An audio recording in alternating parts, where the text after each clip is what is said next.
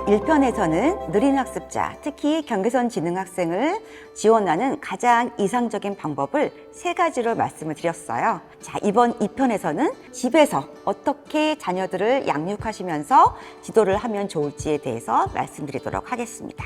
자, 크게 4가지로 생각할 수가 있는데요. 첫 번째는 자기관리 및 가정생활 기술을 지도하라. 두 번째는 학교생활을 지원해야 되겠죠. 자, 세 번째는 사회정서 학습.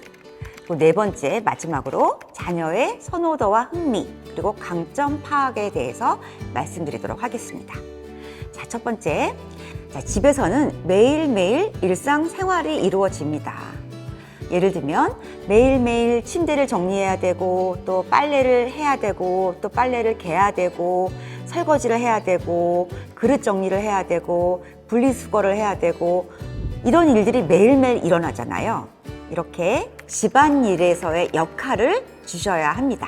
특히 집에서는 학교에서처럼 가르친다기보다는 기회를 주시는 거죠. 처음엔 못하더라도 기회를 주고 잘했다고 칭찬해 주시고, 예를 들면 자수건을 갤 때 처음에는 각이 잘 안 맞죠. 막 삐뚤빼뚤 하더라도 잘했다고 칭찬해 주시고, 근데 점점 이제 조금 더 차분하게 각이 딱 맞게 해봐, 이렇게 얘기해 주시고, 또 잘하면 칭찬해 주시고, 나중에는 또 양말을 짝을 찾아서 또 이렇게 양말을 동그랗게 개는 것도 가르쳐 주시고, 이런 식으로 점점 발전을 시키시면 됩니다. 이렇게 매일매일 루틴을 통해서 일상생활 기술을 지도를 해야 된다. 그 다음에는요, 또 집에서 어휘력을 늘려주기 위한 방법으로 책을 많이 읽어주시면 좋습니다. 또 어떤 부모님들께서 이런 질문을 또 하셨어요. 책을 많이 읽어주면 경계선 지능이 나아지나요? 이렇게 얘기하셨는데, 틀린 말은 아니죠. 틀린 말은 아니고, 또 우리 경계선 지능 학생들의 특성 중에 하나가 어휘력이 많이 부족합니다. 그래서 어휘력을 늘리는 방법으로 가장 좋은 거는 책을 읽는 것이죠. 사실은 초등학교 때까지 계속 부모님이 읽어주셔도 좋습니다. 자, 그래서 책을 읽어주시되 얘를 내가 고쳐야지, 이런 생각으로 하시면 절대로 안 됩니다. 1편에서 말씀드렸듯이 지적 기능성을 높여야지, 이런 생각을 하시고서 아이와 즐거운 시간을 가진다라고 생각하셔야 되고요. 또 뉴스나 예능 프로그램 많이 보시면서 설명해 주시는 것도 좋아요. 그리고 요즘은 텔레비전 프로그램에서 다 자막이 나와요. 그래서 아이들이 그 자막을 읽을 수도 있어요. 또는 엄마가 저거 무슨 말인 줄 알아? 아주 자연스럽게 정말 한 번 그 프로그램 볼 때 하나 정도 그렇게 해서 설명해 주시면 되게 좋겠고요. 또는 일주일에 사자성어 하나씩 외우기, 속담 1개씩 배우기, 이런 것도 하다 보면 일주일에 하나씩만 해도 1년이면 몇 개예요. 몇십 개를 지금 알게 되는 거잖아요. 너무너무 중요합니다. 가랑비에 옷 젖는 줄 모른다 라는 속담이 있잖아요. 이 느린 학습자 자녀들을 키울 때는 이 속담이 저는 제일 힘이 되는 것 같아요. 천천히 조금씩 하시면 되겠습니다. 자, 두 번째는 학교생활 지원입니다. 자, 학교생활 지원에서는요, 제일 중요한 게 바로 결석 지각 시키지 않는 것이 제일 중요합니다. 왜냐하면 나중에 직장 생활 할 때요, 그 직업 기술이 모자라서 직업 기술이 없어가지고 그 직장을 그만두거나 또는 취업이 안 되거나 이런 게 아니에요. 성실히 나가야 되잖아요. 그걸 못해가지고 취업이 유지가 안 되는 경우가 되게 많거든요. 자, 그래서 학교 생활에서부터 결석하지 않고 지각하지 않고 가는 것이 중요하다. 자, 그 다음에 또 이런 질문들 많이 하세요.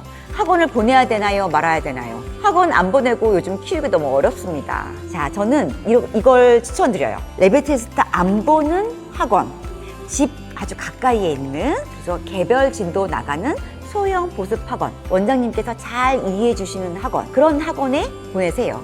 얘기하시고 보내시고, 부모님들께서 먼저 이 아이의 교과학습에 대한 비전을 좀 갖고 계시면 좋아요.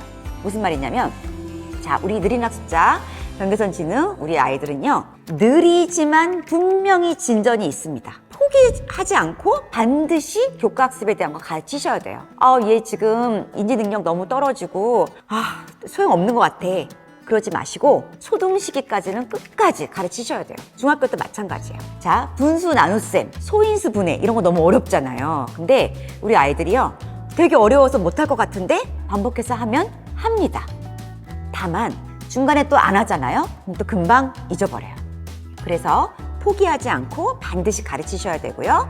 느리지만 분명히 진전이 있다라고 생각하시면서 가르치시면 좋겠고, 그래서 문제집도 또래들이 다 문제집 풀잖아요. 그래서 이 아이들도 하고 싶어 해요. 그래서 되게 쉬운 문제집, 뭐 EBS에서 나온 그런 교재들 쉬운 문제집 풀게 하시면 도움이 분명히 됩니다. 그리고 자, 담임교사에게 요구할 내용이 있어요. 아직까지도 숨기고 선생님이 아시면 혹시 우리 아이에 대해서 편견이 있으실까봐 걱정을 하시는데 그렇지 않습니다. 담임 선생님한테 이야기를 하셔야 됩니다. 자, 어떻게 이야기하시냐면 선생님, 우리 아이가 느린 학습자인 것 같습니다. 그래서 또 교육청에서 어떤 그런 그 지원 의뢰가 오면 꼭 해주세요. 이렇게도 얘기하시고, 그 다음에 우리 아이가 지금 이러이러한 면에서 강점이 있고 또 이러이러한 면에서 어려움이 있으니까 잘 염두에 두고 지도해 주세요. 이렇게 얘기를 하셔야 되는 거죠. 자, 특히 행동 문제가 있다면 다른 아이들과 똑같이 그렇게 훈육해 주시고, 또 열심히 했을 때 아이가 진보가 있을 때 작은 것이라도 꼭 칭찬해 주시고 모든 활동에 참여시켜 주세요. 이렇게 꼭 얘기를 하셔야 돼요. 왜냐하면 담임 선생님 입장에서 아이가 늦고 반응이 잘 안 되면 안 시키시는 경우가 있어요. 그건 선생님께서 이 아이를 배제시키려고 하시는 게 아니에요. 아이가 스트레스를 받을까봐 넘어가다 보니 학원에서는 다 푸는데 학교에서는 또 다 안 하는 경우가 있다는 거죠. 그리고 요즘은 담임 선생님들께서 부모님들한테 먼저 이야기하시는 걸 너무너무 힘들어 하세요. 부모님들께서 먼저 선생님들께 이야기를 해주시면 선생님들께서 너무 좋아하십니다. 그럼 아주 본격적으로 이 아이에 대해서 지원을 해주실 수가 있어요. 자, 세 번째는 사회정서 학습입니다. SEL이라고 하는데요. Social Emotional Learning 해서 SEL이에요. 이제는 정말 이 자녀의 사회정서 학습에 대해서 신경을 쓰셔야 됩니다. 자, 일단 아이들이 그 또래 문화를 공유할 수 있도록 스마트폰 같은 경우에 통제를 하긴 하지만 기본적인 어떤 검색 기능이라든지 이걸 좀 알아야 되고요. 또 요즘은 중학교만 올라가도 모든 교과 선생님들께서 밴드에다가 다 올려놓으세요. 그럼 얘가 밴드를 할 수 있어야 되겠죠. 그래서 그런 학교생활 준비를 시켜주셔야 되고, 또 또래들이 좋아하는 게임 좀 할 줄 알아야 같이 어울릴 수가 있겠죠. 또 운동도 시키면 너무 좋습니다. 당연히 축구, 농구, 태권도, 또 협응 능력을 키우기 위한 줄넘기 이런 운동들 많이 해주시면 좋겠고요. 하여튼 또래 문화를 공유할 수 있도록, 그 또래 관계를 아이가 잘 맺을 수 있도록 지원해 주시면 좋겠죠. 그리고 사회정서 학습을 위한 프로그램들이 많이 나와 있습니다. 요즘은 책도 정말 많고요. 사회정서 학습 또 치면 정말 교재 교구도 많이 나와 있고 동화책도 많이 나와 있어요. 그런 것들 읽어주시고, 또 그림 카드가 많이 나와 있어요. 그래서 어떤 상황에 대해서 추론할 수 있는 그런 그림 카드도 있는데 그런 것도 해보시면 좋죠. 하지만 또 정말 강조하고 싶은 것은 절대로 부담스럽게 막 학습시키듯이 그렇게 하시면 안 되고 자연스럽게 하시면 좋겠고요. 우리 인천광역시 교육청에서는요, 알잘딱셀이라고 해서 또 아주 좋은 프로그램을 만들었습니다. 너무너무 좋은 그 영상, 그 다음에 PPT 자료, 수업안 이런 것들까지 있는데요. 부모님들께서는 일단 한번 보세요. 보시면 느낌이 옵니다. 감을 잡으실 수 있습니다. 아, 이런 거구나. 이런 게 셀이구나. 이런 게 사회정서 학습이구나. 아주 그 일상생활에서 아이들이 쉽게 부딪힐 수 있는 그런 거에 대해서 영상이 쭉 나와 있거든요. 그걸 보면서 이야기를 나누시는 거죠. 그리고 사실 집에서는요, 이런 영상 안 봐도 돼요. 뭔지만 아시면 아이들이 이야기를 해요. 그럼 그거에 대해서 이야기를 해주시면 돼요. 예를 들면 저 같은 경우에는 저희 딸이 이런 얘기를 했어요. 엄마 있잖아, 내가 A라는 아이한테 이런 얘기를 했대요. A라는 아이가 항상 가디건을 입고 오는데 저희 딸은 그 가디건이 너무 예쁜 거예요. 그래서 너는 참 가디건이 너무 예쁘다 이렇게 얘기를 했대요. 그랬는데 어느 날 그 A라는 학생이 B라는 아이한테 따라하는 건 안 좋은데 이렇게 얘기를 했다는 거예요. 그래서 또 그거를 들은 B라는 학생이 또 저희 딸한테 그 얘기를 전해준 거죠. 그래서 아이가 너무 시무룩해하고 뭔가 모르게 기분이 나쁜 거죠. 자, 요런 게 바로 아주 그 사회정서 기술을 잘 연습할 수 있는 그런 상황입니다. 그때에 잘 들어주시고 이야기를 해주시는 거예요. 도대체 그 친구는 왜 그렇게 이야기했을까? 너의 진짜 마음은 뭐였니? 따라하고 싶었니? 그게 아니었죠. 그냥 예쁘다고 칭찬한 건데 걔가 왜 그렇게 받아들였을까? 그리고 또 B라는 아이는 그 얘기를 왜 전해줬을까? 뭐 이런 얘기를 하시면서 적절하게 기분 나쁘지 않게 잘 그냥 넘어가는 그런 방법들을 자연스럽게 엄마랑 이야기하면서 해소를 하는 거죠. 이런 게 바로 사회정서 학습입니다. 자, 그리고 아이들이 이제 사춘기가 되기 때문에 그 사춘기 준비하는 것도 되게 중요하고요.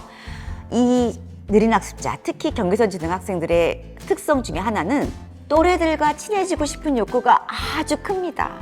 그래서 항상 억울한 게 너무 많아요. 지금 방금 말씀드렸듯이 그런 친구 관계 속에서 억울함이 너무 많고 섭섭한 것도 되게 많아요. 근데 이거는 뭐 우리 아이가 지능이 낮아서 그런가? 절대 아닙니다. 누구나 다 마찬가지죠. 관계 속에서는 그런 억울함, 섭섭함 이런 거 되게 많죠.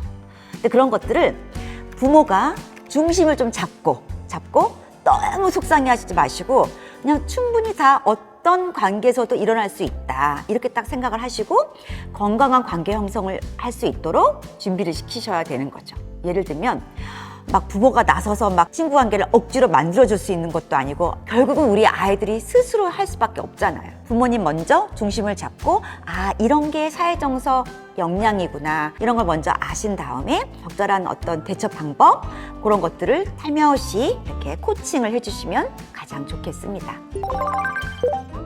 자, 마지막입니다. 자, 자녀의 흥미, 선호도, 강점을 파악하셔야 됩니다. 우리 아이가 뭘 잘하는지, 뭘 좋아하는지, 뭐에 흥미가 있는지 아주 구체적으로 디테일하게 그렇게 파악을 하셔야 됩니다. 사실은 이거는 모든 아이들이 다 마찬가지예요. 모든 아이들이 뭐 하고 싶니? 몰라 이렇게 얘기하죠. 자, 그런데 만약에 자녀가 느린 학습자인 것 같다 라고 하면 더더욱 아이가 뭘 좋아하는지, 뭘 싫어하는지, 뭘 잘하는지 이런 것들을 일찍이 파악을 하셔야 됩니다. 자, 지금까지 가정에서 자녀를 양육하면서 도와줄 수 있는 부분 4가지 정도를 말씀드렸는데요. 자, 자녀의 지능 지수가 또는 인지적 능력이 영재이든 지적장애든 경계선급에 속하든 자녀가 자신에 대해 정확하게 알고 열심히 성실하게 일하면서 행복하게 살기를 바라는 것은 모든 부모님들의 마음일 것입니다. 매사에 감사하고 밝고 긍정적인 성격이어야 취업률 및 고용 유지율도 높아진다고 합니다. 자, 부모가 자녀에게 정서적으로 가장 든든한 지원자가 되는 것, 이것이 바로 핵심이 되겠습니다. 자, 지금까지 느린 학습자에 대한 이해와 지도에 대해서 도움이 되셨기를 바랍니다. 감사합니다.